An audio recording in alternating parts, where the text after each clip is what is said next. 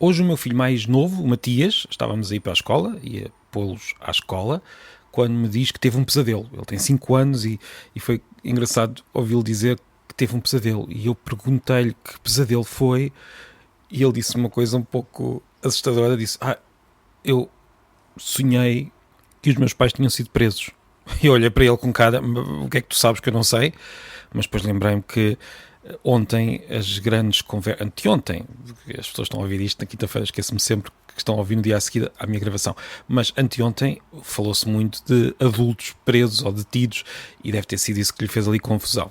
O outro meu filho estava muito sério porque ia receber uma nota de um teste e por isso não participou muito na conversa, estava um bocadinho preocupado, mas pronto. Falámos de pesadelos, de vez em quando falamos sobre isso, também é bom porque eles assustam-se e querem falar sobre isso. Eu acho que também é bom falarmos sobre os sonhos e sobre os pesadelos.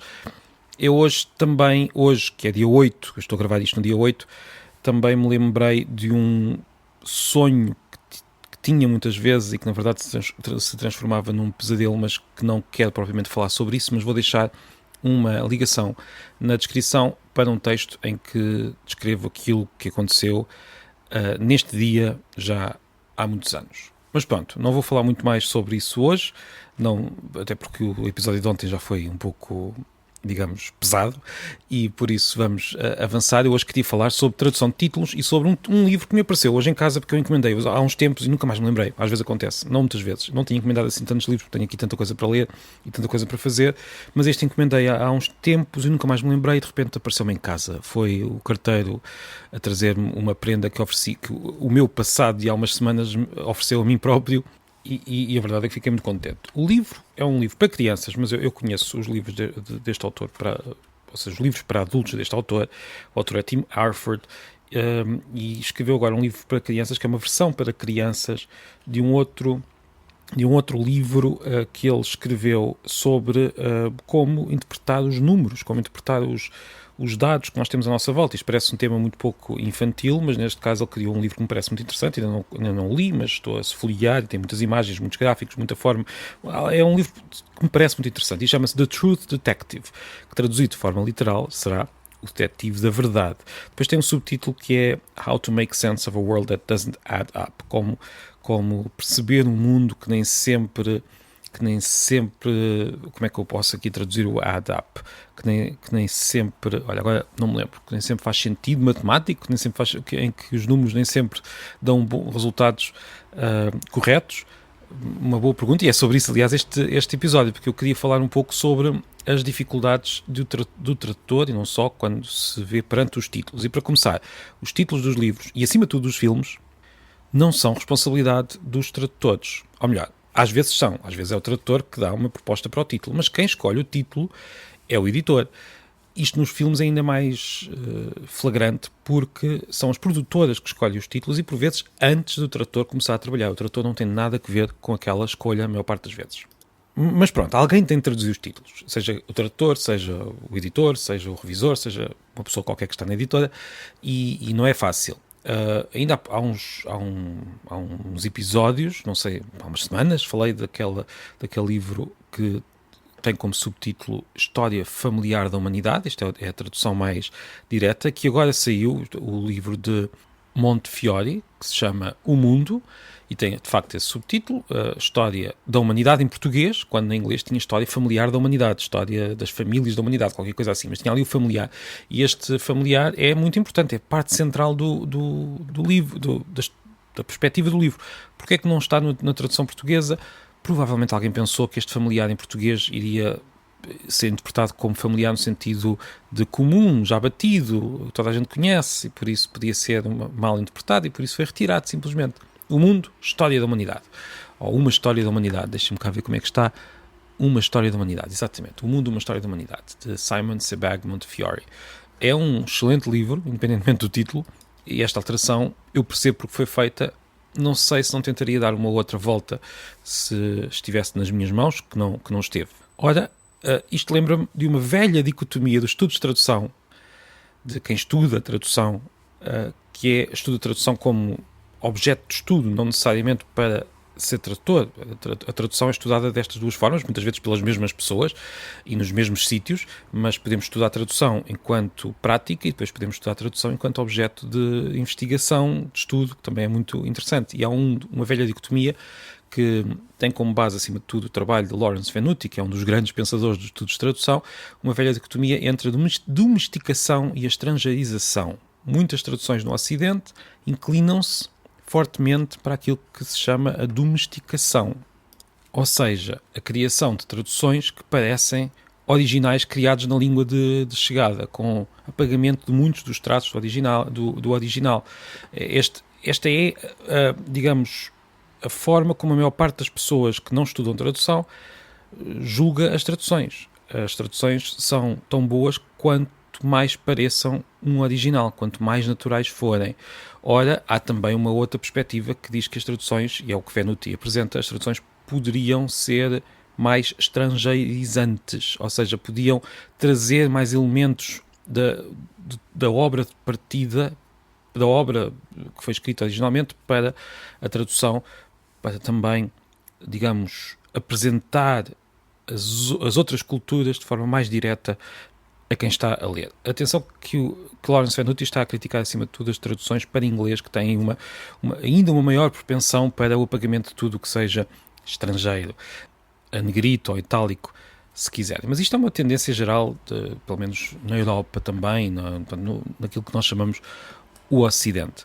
É tão habitual que as pessoas pensem que a boa tradução é uma tradução que se apaga a si própria, que se torna invisível, e isto é um dos outros conceitos que Venuti popularizou, a invisibilidade do tradutor. É tão habitual que as pessoas se esquecem que há casos bastante visíveis na nossa sociedade em que a tradução não pode ser domesticadora, se quisermos. A tradução jurídica, por exemplo, como os sistemas jurídicos são muito diferentes, quando se traduz um contrato de uma língua para outra, o contrato traduzido continua a estar ligado ao sistema de partida, a não ser que seja depois adaptado à lei portuguesa por um advogado. Ou seja, há uma série de estratégias que ligam a própria tradução ao sistema de partida, por estranho que isto pareça a quem não está em tradução, mas é mesmo assim. Enfim, esta é uma daquelas discussões que ocupam congressos e congressos nesta área dos estudos de tradução. A maior parte e é muito interessante e já levou a obras muito, muito interessantes, mas a maior parte dos tradutores acabam por usar técnicas que misturam a domesticação com a estrangeirização, de acordo com a obra em particular, com, às vezes, a época, com o próprio estilo de tradução daquele tradutor, que os tradutores têm estilos de tradução e têm opções de tradução. A tradução é sempre uma escolha, implica escolher o que manter, o que alterar, o que adicionar, às vezes. A tradução é muito mais criativa do que as pessoas dizem. E, voltando ao caso dos títulos, o público, em geral, tanto nos filmes como nos livros, está, ou melhor, mais nos livros, porque no caso dos filmes o público muitas vezes tem acesso ao texto de partida porque está a ser dito e muitas vezes sabe, e por isso as suas expectativas em relação à tradução são um bocadinho diferentes. Mas em relação aos livros, o público está, em geral, do lado da mais radical domesticação. Quando o livro, enfim, não é muito natural, vão sempre dizer isto, a tradução não deve estar muito boa, independentemente do original. Ou seja, o que as pessoas querem é que o texto pareça simplesmente natural. Isto é uma ideia muito simplista e muito geral sobre a tradução, mas é o que muitas pessoas têm na cabeça quando falam de tradução. Olha, no caso dos títulos, estamos a falar do único ponto do texto de partida, do livro de partida, em que as pessoas têm acesso ao original. Em geral têm. Vão ver como é que se chamava o livro, ou então já sabem, porque o livro, entretanto, já saiu e conhecem o título original. Vamos imaginar que é em inglês, portanto, o título está em inglês, é traduzido para português, e as pessoas, então, acham estranho quando, neste caso em particular, quando o título se afasta muito do original, quando na verdade o tradutor, ou quem quer que tenha sido, está a fazer aquilo que acontece em muitos casos, ou seja, está a domesticar o título. Eu próprio estava-me a queixar há pouco daquela, na minha opinião, excessiva domesticação do título de Montefiore. Enfim, as traduções são sempre discutíveis, faz parte, tal como a escrita, não é? A escrita é discutível, a tradução também é escrita, é também um ato criativo e também é discutível como qualquer outro ato criativo, só que por vezes as pessoas discutem já com um pé atrás, o que nem sempre acontece no caso da escrita. Isto digo eu, não sei se concordam. Ora, como estava a dizer, a preocupação do tradutor ou do editor, neste caso, é pôr a obra neste mercado, em Portugal, e por isso é para este mercado do livro que vão pensar no título. o leitor já conhece um título original e fica um pouco irritado se for demasiado diferente. Mas às vezes há adaptações de títulos muito, muito curiosas. Ficou famosa, vamos falar agora de um filme, ficou famosa aquela adaptação do Lost in Translation, filme de 2002 de Sofia Coppola, que foi traduzido como Lost in Translation, ficou lá no título. O título em português tem o título em inglês, oficialmente, 2 pontos, O Amor é um Lugar Estranho. Eu achei a tradução muito boa, gostei muito desta adaptação. Pelo menos não se perdeu nada, nada se perdeu em tradução, porque o título original estava lá, é quase uma ironia, não sei se foi propositada. A tradução não perdeu nada, simplesmente acrescentou O Amor é um Lugar Estranho, que tem muito que ver com o filme. E às vezes as traduções fazem isto, acrescentam, nem sempre tiram. No caso do livro de que estava a falar, o Detetive da Verdade poderia parecer muito, não sei, esta verdade, ao contrário da truth inglesa, parece-me ter às vezes uma certa... parece algo religioso, o detetive da verdade, parece-me, posso estar enganado, mais uma vez isto também é uma interpretação subjetiva. Eu aqui poria talvez o detetive dos factos, mas isso não me soa assim muito bem, o detetive da realidade, o detetive dos números, porque isto é acima de tudo sobre números, se calhar o detetive dos números seria engraçado. Teria de pensar, claro, mas não vou decidir, não sou eu que vou traduzir isto. Julgo que já estará a ser traduzido por alguém, talvez, digo eu, porque é um daqueles livros que cheira a tradução, no sentido em que parece mesmo que vai ser traduzido muito em breve. Eu, da última vez que propus um livro para tradução, pelo menos que eu me lembro, acho que foi a última, ele saiu passado uma semana, portanto pode ser que este saia daqui a uma semana.